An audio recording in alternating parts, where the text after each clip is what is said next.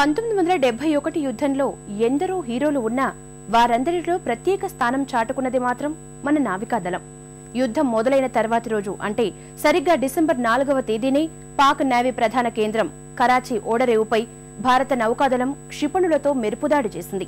అదే సమయంలో మన తూర్పు తీరాన విశాఖపట్నానికి దగ్గరగా వచ్చిన పాకిస్తాన్ జలాంతర్గామి పిఎన్ఎస్ ఘాజీని తుత్తునియలు చేశారు. ఆపరేషన్ ట్రైడెంట్ పేరుతో కరాచీ హార్బర్పై చేపట్టిన చర్య తిరుగులేని విజయం సాధించడంతో భారత నావికాదళం డిసెంబర్ 4న నావికా దినోత్సవాన్ని జరుపుకుంటోంది. సాహసానికి మారుపేరైన భారత నౌకాదళం 1971 యుద్ధంలో తన విశ్వరూపాన్ని చూపింది. భారత్ విజయ సాధనలో కీలక పాత్ర పోషించింది. డిసెంబర్ 4న పాక్ నౌకాశ్రయ ప్రధాన కేంద్రం నుంచి కరాచీ హార్బర్ తుత్తనియలు చేసింది మొదలు పోరు ముగిసే వరకు వెనుదిరిగి చూసిందే లేదు. ఆపరేషన్ ట్రైడెంట్ పేరుతో చేసిన ఆ చర్యతో మన నేవీ దళం పేరు మార్మోగడం ప్రారంభించింది. ఆపరేషన్ నేవల్ బేస్ రెండో ప్రపంచ యుద్ధ కాలంలో బ్రిటిషర్లు నౌకాదళం కోసం విశాఖలో వ్యూహాత్మకంగా ఏర్పాటు చేసిన నౌకా స్థావరం. ప్రస్తుతం తూర్పు నౌకాదళ ప్రధాన కార్యాలయం ఇక్కడే ఉంది. 1971లో ఇండో పాక్ యుద్ధంలోనూ అదే తూర్పు తీర కమాండ్ కాక్స్ బజార్, చిట్టగాంగ్, కుల్నా ఆపరేషన్లు సమర్థంగా నిర్వహించింది. కీలకమైన ఆపరేషన్ పైథాన్లోనూ విజయ బావుట ఎగరవేసి తన ప్రత్యేకతను చాటుకుంది.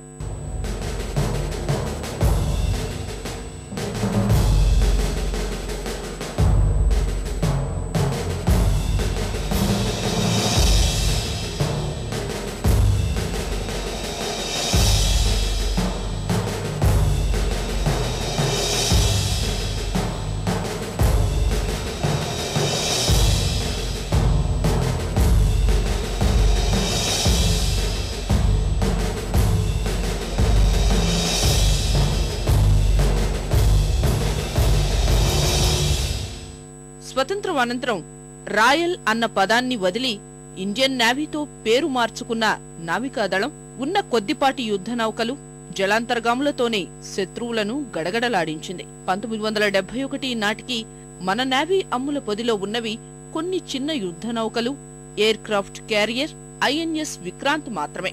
అంతకుముందు 1966లో ఇక్కడ భారత జలాంతర్గామి ప్రధాన కేంద్రం వీరబాహు ఏర్పాటైంది. వాటితోనే దూకుడుగా మన ప్రాదేశిక జలాల్లోకి వచ్చిన పాక్ పిఎన్ఎస్ ఘాజీని తుత్తునియలు చేసి ప్రత్యర్థికి ముచ్చెమటలు పట్టించింది.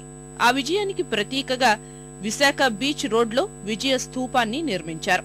ఒక్క 1971లోనే కాక 1965 ఇండో పాక్ యుద్ధం, 1999 కార్గిల్ వార్లోనూ సత్తా చాటిన మన నావికాదళం ఇప్పుడు ప్రత్యర్థుల పాలిట సింహ స్వప్నం. తూర్పు తీరంలోనే వ్యూహాత్మకంగా అత్యంత కీలక ప్రాంతమైన విశాఖపట్నం కేంద్రంగా ఏర్పాటైన ఈస్టర్న్ నేవల్ కమాండ్ ప్రస్తుతం ఆపరేషనల్ కమాండ్ గా పూర్తిస్థాయి సేవలందిస్తోంది. అలాగే దక్షిణ, పశ్చిమ నేవల్ కమాండ్లు భారతదేశ రక్షణలో పునరంకితమవుతున్నాయి. 1971 యుద్ధ విజయం దేశ చరిత్రలోనే అపురూప ఘట్టంగా మిగిలిపోయింది. భారత సైన్యం సత్తా ప్రపంచం మొత్తానికి తెలిసి వచ్చింది. కానీ స్వతహాగా శాంతి కాముకమైన భారతదేశం 6 ఏళ్ల స్వల్ప కాలంలోనే 2 ప్రత్యక్ష యుద్ధాలకు ఎందుకు వెళ్లాల్సి వచ్చింది? నేటికి అవే సందేహాలు పలువురు మెదళ్లను తొలిచేసే సమాధానం దొరకని ప్రశ్నలు. ఆ వివరాలు పూర్తిగా తెలియాలంటే 1971 ముందు నాటి పరిస్థితులను ఎంతో క్షుణ్ణంగా పరిశీలించాలి. తర్వాతి పర్యవసానాలను నిశితంగా విశ్లేషించుకోవాలి.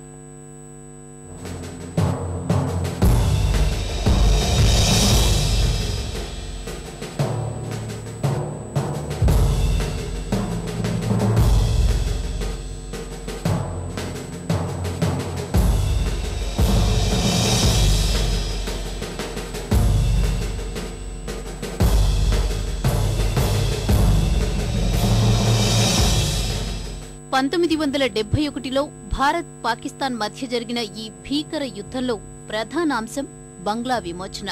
దానికోసమే భారత్, బంగ్లాదేశ్ ముక్తివాహిని సేనలు కలిసి పనిచేశాయి. కానీ వాస్తవానికి దీనంతటికీ అంకురార్పణ జరిగింది మాత్రం 1947 దేశ విభజనే అని చెప్పుకోవాలి. స్వతంత్ర అనంతరం మత ప్రాతిపదికన విడిపోయిన పాక్, పశ్చిమ పాకిస్తాన్, తూర్పు పాకిస్తాన్ అనే 2 ప్రధాన భాగాలతో ప్రత్యేక దేశంగా ఏర్పాటైంది. ప్రస్తుత పాకిస్తానే రెండింటికి అధికారిక కేంద్రం.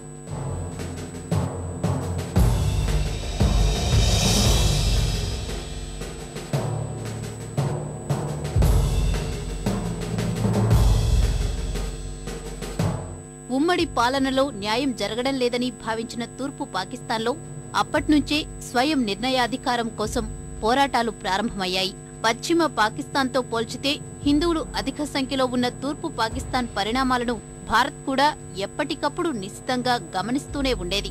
అయితే 1971 వరకు మాత్రం అక్కడ ప్రత్యక్ష జోక్యం చేసుకోవాల్సిన అవసరం ఎప్పుడూ రాలేదు. వచ్చినా దాన్ని భారత్ ఎప్పుడూ అవకాశంగా మలుచుకోలేదు. కానీ 1971 మార్చి నుంచి ప్రారంభమైన బంగ్లా విముక్తి పోరాటం ప్రతిగా పాకిస్తాన్ కర్కశ అణచివేత అది చాలదన్నట్లు అన్నింటికీ భారతే కారణమంటూ అకారణంగా దాయాది దుందుడుకు చర్యలు ఢిల్లీని కథన రంగంలోకి దూకేలా చేశాయి.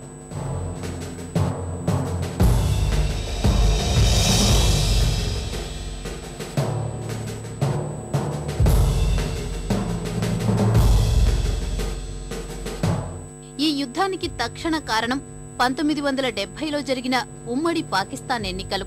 నిజానికి ఆ ఎన్నికల్లో తూర్పు పాకిస్తాన్ పార్టీ అయిన అవామీ లీగ్ 313 సీట్లున్న పాక్ పార్లమెంటులో 167 స్థానాలు గెలుచుకొని స్పష్టమైన ఆధిక్యాన్ని సాధించింది. అవామీ లీగ్ పార్టీ అధ్యక్షుడు షేక్ ముజిబుర్ రెహమాన్ నిర్ణాయక శక్తిగా అవతరించాడు. కానీ ప్రభుత్వ ఏర్పాటుకు అంగీకరించని పాక్ అధ్యక్షుడు యహ్యా ఖాన్ తర్వాత తలెత్తిన ఆందోళనలు అణచడానికి మొత్తం సైన్యాన్నే రంగంలోకి దించాడు. 1971 మార్చి 25 ఢాకాను పూర్తిగా వశం చేసుకున్న పాక్ సైన్యం నిరసనలపై ఉక్కుపాదం మోపింది. అక్రమ అరెస్టులు, మేధావులు, విద్యావంతులు ఊచకోతలు నిత్య కృత్యమయ్యాయి. అధికారిక లెక్కల ప్రకారమే ఆ దారుణదంతంలో దాదాపు 3 లక్షల మంది ప్రాణాలు కోల్పోయారు. ఇక తూర్పు పాకిస్తాన్లో పెద్ద సంఖ్యలోనే ఉన్న హిందువుల పరిస్థితి అయితే మరీ ఘోరంగా మారింది. అలాంటి పరిస్థితుల్లో ప్రజలే గెరిల్లాలుగా బంగ్లా ముక్తివాహిని అనే సేనను స్థాపించిన ముజిబుర్ రెహమాన్ స్వతంత్ర బంగ్లాదేశ్ పేరిట పాకిస్తాన్పై యుద్ధాన్నే ప్రకటించాడు. ఫలితం పాకిస్తాన్ సైనిక ప్రభుత్వం నుంచి మరింత క్రూర పరిహాసం. అలా విధిలేని పరిస్థితుల్లో దేశ సరిహద్దులు తెరిచిన ఇందిరాగాంధీ ప్రభుత్వం దాదాపు 1 కోటి మంది శరణార్థులకు ఆశ్రయం కల్పించింది. కానీ విచిత్రంగా అంతర్జాతీయంగా సమీకరణాలు చకచకా మారిపోయాయి. ఎప్పుడూ భారత్తో సానుకూల సంబంధాలు ఉన్నాయని చెప్పుకునే అమెరికా పాకిస్తాన్ సైన్యానికి పరోక్ష సాయంతో తీవ్ర ఉద్రిక్త పరిస్థితులకు కారణమైంది. దాంతో యూరప్ పర్యటనకు వెళ్లిన ఇందిరాగాంధీ ఇంగ్లండ్, ఫ్రాన్స్ మద్దతు సంపాదించింది. సోవియట్ యూనియన్తో 20 ఏళ్ల మైత్రి ఒప్పందం చేసుకుని తిరిగి వచ్చింది. యుద్ధం ప్రారంభమైన తర్వాత పాక్కు అనుకూలంగా ఐరాసలో అమెరికా ప్రవేశపెట్టిన కాల్పుల విరమణ, సైన్యం ఉపసంహరణ తీర్మానం ప్రతిపాదనలను సోవియట్ యూనియన్ వీటో చేయడానికి ఆ పర్యటనే కారణం. ఈ పరిణామాల మధ్యే 1971 నవంబర్ 23నే పాకిస్తాన్లో అత్యవసర పరిస్థితి ప్రకటించిన అధ్యక్షుడు యహ్యా ఖాన్ యుద్ధానికి సిద్ధం కావాలని పిలుపునిచ్చాడు. డిసెంబర్ 3 సాయంత్రం 5:30 నిమిషాలకు భారత్ స్థావరాలపై దాడులపై సైన్యానికి ఆదేశాలిచ్చాడు. 1965 ప్రతీకారం, బంగ్లాకు బుద్ధి చెప్పడం లక్ష్యాలు పెద్దన్న వెనక ఉందనే ధీమాతో తొందరపాటు నిర్ణయం తీసుకున్నాడు. కాని యుద్ధం ప్రారంభమైన కొద్ది రోజులకే భారత సేనల వీర విహారంతో దిక్కుతోచని స్థితిలో పడ్డాడు. దిగ్గజాలైన ఇంగ్లండ్, ఫ్రాన్స్, రష్యాలతో భారత్, అమెరికా ముందరి కాళ్లకు బంధం వేయడంతో అటునుంచి ఆశించిన సాయం అందలేదు. భంగపాటు తప్పలేదు.